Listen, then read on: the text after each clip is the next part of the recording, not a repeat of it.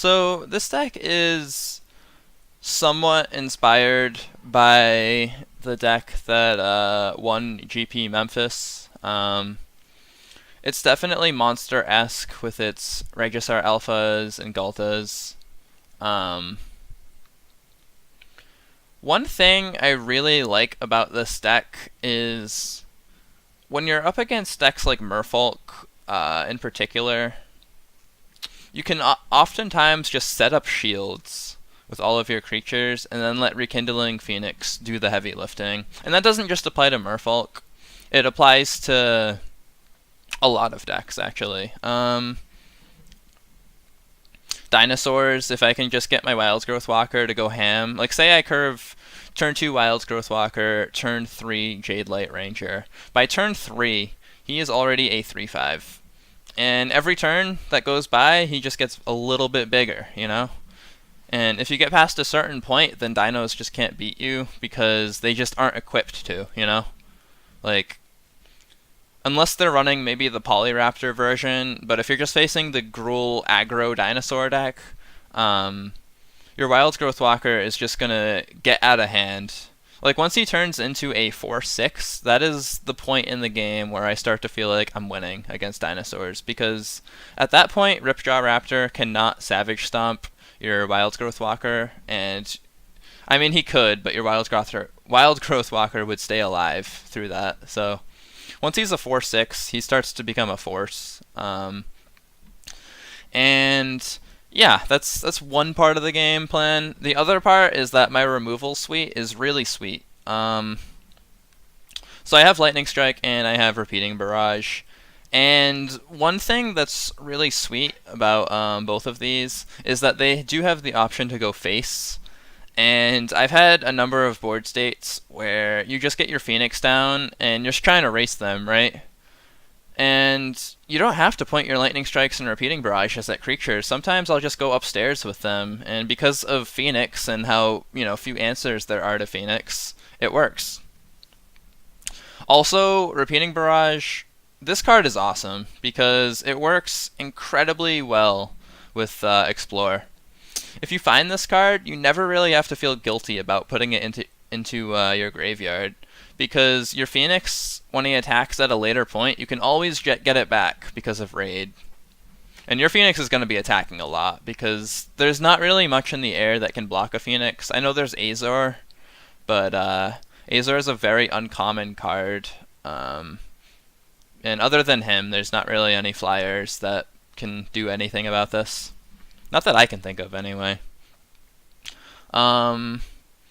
Other things about this deck is that you get a lot of big creatures with it. So by turn 5, like, you just slam your Regisaur Alpha, and Galta is right around the corner, you know? Like, you can easily do that. Because the amount of power and toughness in this deck, it's just really high. Like, Wild Growth Walker, at a bare minimum, he's a 1/3, but he almost always, gets bigger. And if they kill him, they kill him. But Merfolk Branch Walker, 2 power or 3 power. Jade Light Ranger can have 4 power. Tishana's Wayfinder can have 3 power. And that really reduces the cost of Galta pretty quickly. Especially if you factor in that Regisaur Alpha has 7 power, that reduces Galta quite a bit. And Galta has haste with your Regisaur Alpha, so it's very synergistic in that regard. One card that you might be squinting at when you look at it, but that I think is very good, is a card called Path to Discovery. This card, it just goes off. One thing that's really cool about it is that when your Phoenix dies, and CGB was actually the one that recommended this to me. I wasn't thinking of using it earlier, but I've been using it and it's really good, because when your Phoenix dies, the token explores, and then the Phoenix explores when the Phoenix comes back. So the explore synergy that you can get with Path of Discovery is actually, like, bonkers. And it's a 2-of because you don't want to get flooded with these. Like, it's something you want to slam, but you don't want to have too many of them, because then they'll just start aggroing you out, and you'll just be playing too many Paths of Discoveries. But as a 2-of, I think it serves extremely well, especially due to the fact that Regisaur Alpha will also get 2 Explore triggers when he enters the battlefield due to Path of Discovery. And 2 Explore triggers does a lot of work for a Wild Growth Walker. Like, say I have Wild Growth Walker and Path of Discovery out. I play Regisaur Alpha, he's already a 3/5. Alternatively, say I play Path of Discovery and I play a Wild Growth Walker of my own. The Wild Growth Walker will actually explore. And he'll become a 2/4 after that. And it's really synergistic. So just turning all of the cards that don't have Explore into Explore cards is just nuts. Also, it makes Jadelight Ranger explore 3 times rather than 2. And I've had a number of board states where, like, I'll get 4/4 Tishana's Wayfinders and 5/4 Jadelight Rangers, simply because Path of Discovery just makes them a little bit bigger, and I just keep whatever I see on top. This definitely feels like a strong deck. Playtesting it today, I've actually gone 7-0 with it thus far. I still need to get my 23 other wins in. But just the fact that it, has won that many is probably a good sign. And it doesn't really struggle with what dinosaurs struggle with, in that their 2 and 3 slots, especially their 2 slots, are kind of fragile. The 2-drop here, Wild Growth Walker and Merfolk Branchwalker, they're both pretty good. Merfolk Branchwalker smooths your draws out and can be a 3/2 as well. Wild Growth Walker can turn into the strongest card in your deck if you just get enough Explore triggers in. So both of them do a lot of work. Whereas I feel like Drover and Odapek, like, I know Drover's pretty good, but at the same time, Drover is sometimes just a 1/1 that eats a Moment of Craving, whereas Wild Growth, you need a Moment of Craving him twice before that line ever takes place. So it's not really as good. Drover's not really as good as Wild Growth Walker if you think about it in that sense. Think about, the removal that they have open on turn 2. Because Moment of Craving doesn't work. They have to Lightning Strike this. Otherwise, I'm just going to play Jadelight Ranger, and it's going to grow pretty fast. And they're going to need to have answers for it. Additionally, when I'm gaining all of this life, it's really nice when you have a Phoenix and, like, 30 life, Because Phoenix is a card that's meant to race. It almost reminds me of Glorybringer, because Glorybringer has haste, it just gets in its 4 damage, it's very difficult to deal with. Phoenix is the same thing. I know it doesn't have haste, but say you have, like, 30, 40 life because of your Wild Growth Walker, even if your Wild Growth Walker dies, like, say they were able to deal with that. By the time you cast Phoenix, you're able to race so effectively because you have a card that's very difficult to stop. There's not many flyers in the format other than Azor that can even block this thing. And you just get so ahead from your Phoenix, and you only have 20 life at the start of every game. Only 20. So if I can get 5 hits in with Phoenix, just 5 hits, and that's assuming I didn't put any pressure on them with Wild Growth Walker, I can just end the game very quickly. And I can hide behind Regisaur Alpha. Like, I can play a bunch of blockers that they just don't have too many answers for. And yeah, that's basically the deck. As I said earlier, you can get Ghalta out pretty quickly. My version of the deck is a little different from this one. I only have 2 repeating barrages. I only have 1 Ghalta. For the most part, it's the same. I actually do have 4 Phoenixes. I did go on a voyage of mythic wild cards and spending them on Phoenixes until I got my 4th Phoenix, which was a lot of fun. I'm actually quite happy that I did that. And yeah, that's pretty much the deck. We could talk sideboard, I guess, and maybe we should do that. So, I think Carnage Tyrant, I always try to think of Control, because Control is like something that can really hose down these sort of decks right now. So I think 2 Carnage Tyrant is probably decent.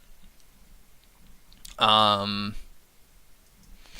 card that's really good against Control is Direfleet Daredevil. I think I'd actually run 4 of these in the Control matchup. So I would probably take my Lightning Strikes out and throw in 4 of these guys, and then I can just steal whatever spells are in their graveyard. That seems pretty good. Thrashing Brontodon is always pretty decent sideboard. I would definitely run 2 or even 3. Um, just switch that in, just in case I'm getting a lot of, a lot of Ixalan's bindings and whatnot. What else would go in this sideboard? I had something in the back of my mind that I just completely forgot about. I was like, oh yeah, this card would be great, and then they sort of poofed out of my mind. So let's take a look then. How about that? Let's take a look at some green cards, some red cards, and see what might work.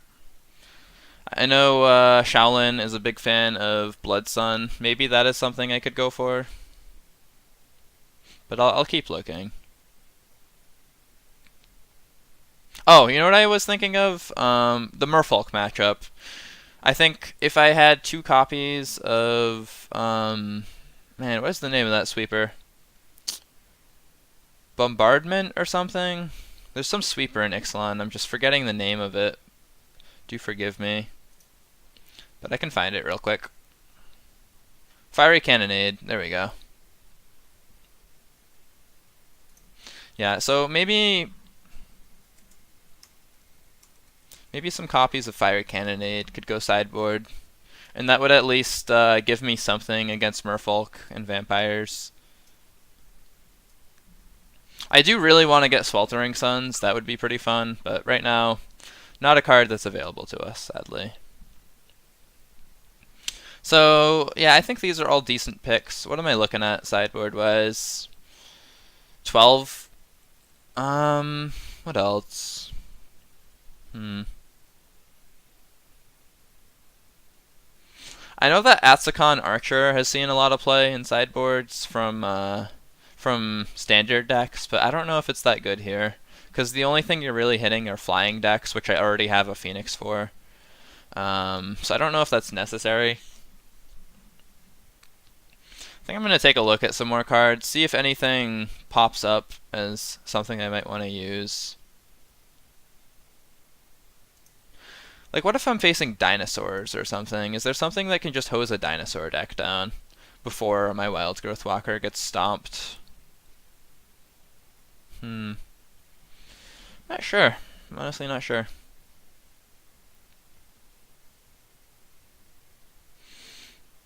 Nothing in here is crying out to be played, you know? Tendershoot Dryad? It's kind of janky, but maybe. Thunderherd Migration. Nothing popping up that I'm like, wow, this card would be perfect. But let's take a further look, shall we? Maybe Burning Sun's Avatar would be good. Like, I just play Burning Sun's Avatar and kill a guy and get in for some more damage. I could see that.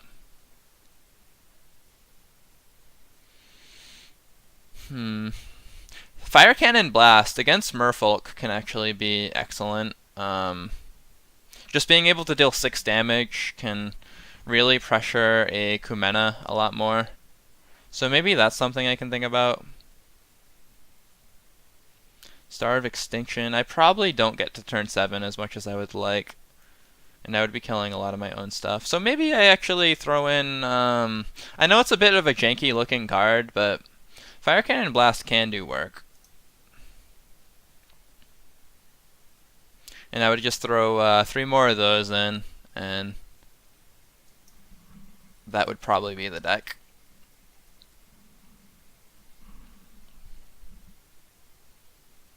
Did I spell it wrong? What's going on here? Fire Cannon Blast without a space between fire and cannon. Oops. There we go. Yeah, I know this card looks bad, but I think if you're facing Kumenas and you want to deal with them, it's probably not a bad way to go. It could replace the Repeating Barrage, for example, and then the Fiery Cannonade could replace the Lightning Strike. I think that would really hose Merfolk down. Against Control, I would throw in the Direfleet Daredevils and the Tyrants. Against random matchups with Immortal Suns and Bindings, run it on Conshine. I'm pretty happy with this sideboard. And that does just about do it for the deck tech. Kind of a short stream today, I know. But I do plan on streaming streaming some Amonkhet card discussion, actually. So I hope you guys look forward to that. I still am not positive about when I'm going to stream it, but why don't we figure that out right now? So I know Nate Price is streaming at 5 p.m. later today. How about at tomorrow, 1 p.m. 1 p.m. Eastern Standard Time?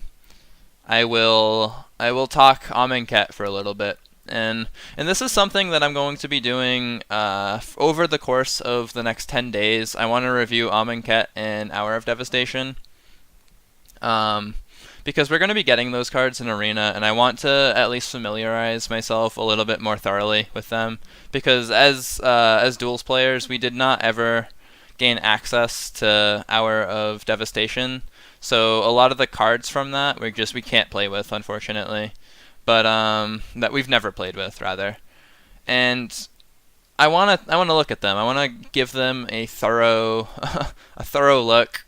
Try to come up with some ideas. And yeah, I'm gonna be doing that over 10 days. I'm gonna try to do a color a day. So I don't know what color starts first. White, apparently. So tomorrow at 1 p.m. we will be talking about all of the white Amonkhet cards, and that's what I'm gonna do. The day after that I'll do blue, and then black, then red, then green, and then I'll probably just clump all of the other ones into a sixth day. But yeah, that about does it for the stream. I hope you guys enjoyed this deck tech. I've had a lot of fun with this deck so far, and I'm definitely going to be grinding on the ladder some more. So, hope you guys enjoyed, and take care. I will see you next time. Thanks.